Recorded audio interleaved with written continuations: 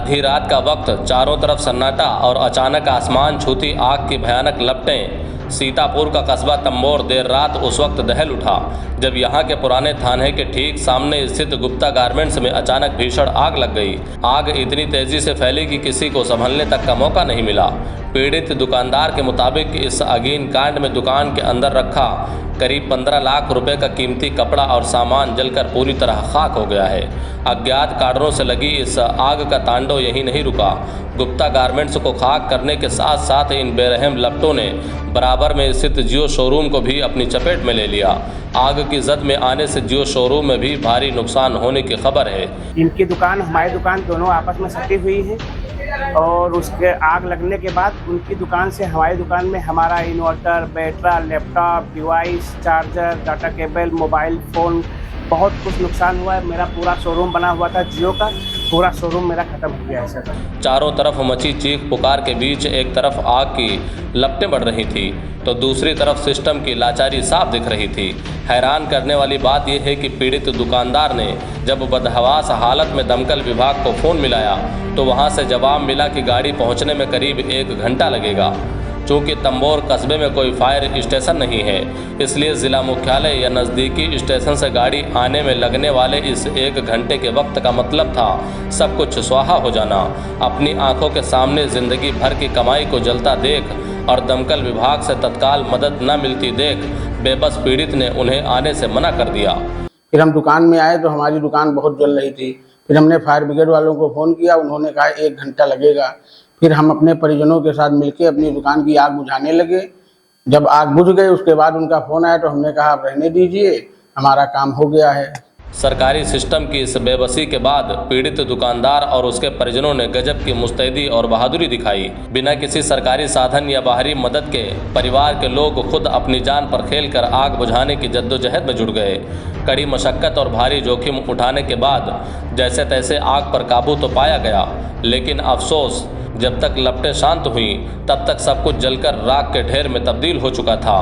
सब कुछ स्वाहा हो जाने के बाद अब पीड़ित परिवार का रो रो कर बुरा हाल है।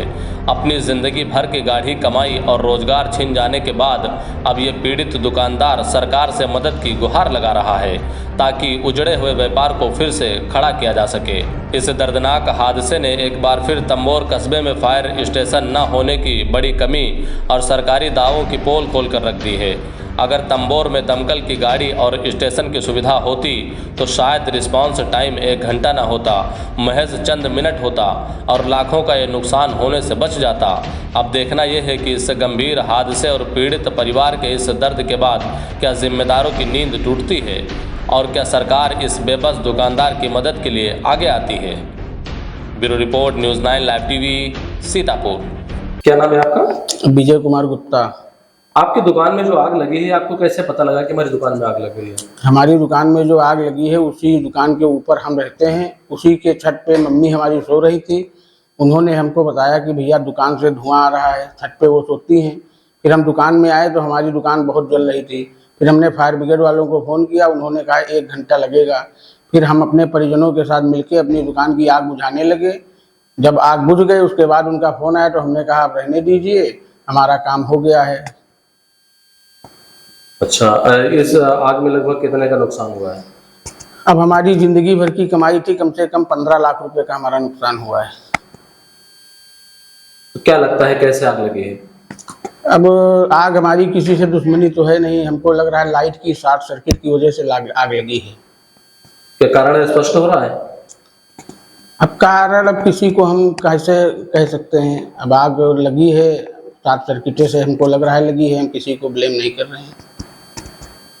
अच्छा, पुलिस को इस बात की जानकारी दी? हाँ, पुलिस को हमने जानकारी दी है। पुलिस आई थी, जांच मतलब फोटो करके ले गई है। उसके बाद लेखपाल आए थे, लेखपाल फोटो करके ले गए थे।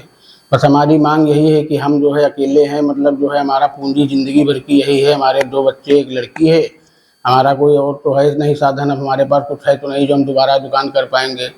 तो सरकार और प्रशासन से यही अनुरोध है कि हमारा जो है कुछ मदद की जाए। क्या नाम है आपका?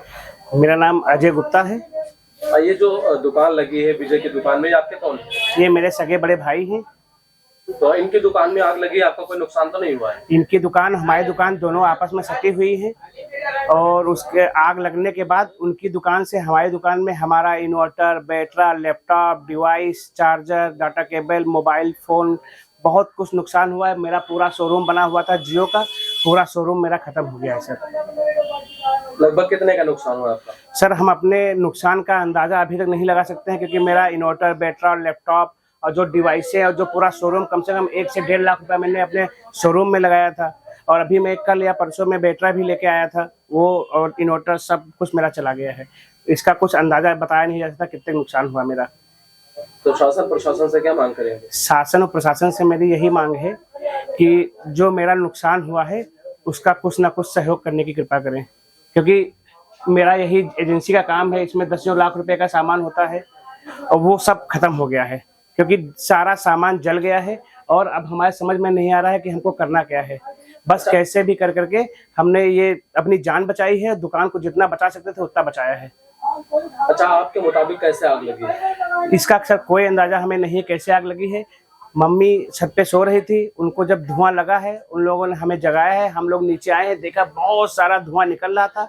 फिर जब शटर खोला है उसमें जो भभक और लबक निकली है उससे अंदाजा लगा कि हमारी पूरी दुकान पे आग लग के खत्म हो गई। मेरे बड़े भाई की तो पूरी दुकान ही खत्म हो गई है, उसके साथ साथ हमारा बगल में ही दुकान है, उसमें जो भी है हम जितना बचा पाए उतना बचाए। मेरा पूरा शोरूम चला गया, मेरा इन्वर्टर, बैटरा, लैपटॉप, मोबाइल सब चला गया।